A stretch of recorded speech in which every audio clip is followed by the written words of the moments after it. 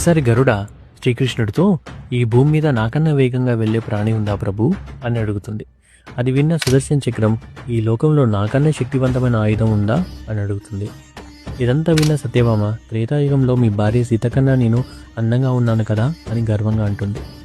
వీళ్ళ అహంకారానికి తగిన గుణపాఠం చెప్పాలని గరుడతో హిమాలయ గుహల్లో ఒక వానరం తపస్సు చేస్తూ ఉంటుంది. దానితో నీకోసం ద్వారకలో సీతారాములు ఎదురు చూస్తున్నారని చెప్పమని పంపుతాడు.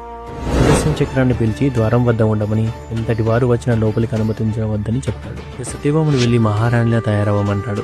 గరుడ హనుమతో అలా చెప్పిన మరుక్షణమే హనుమంతుడు గరుడ కన్నా 1000 రెట్ల వేగంతో ద్వారకాలో రాముడిలా ఉన్న శ్రీకృష్ణుడి వద్దకు వాలిపోతాడు.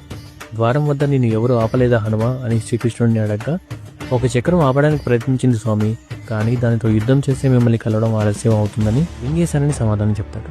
తర్వాత హనుమ పక్కనే ఉన్న సత్యభామను చూసి, ఈ చెలికత్ ఎవరు స్వామి, నా సీతమ్మ తల్లి ఎక్కడ ఉంది అని అడుగుతాడు. ఇలా శ్రీకృష్ణుడు హనుమంతుని ద్వారా 3 కళ్ళు తెరిపిస్తాడు.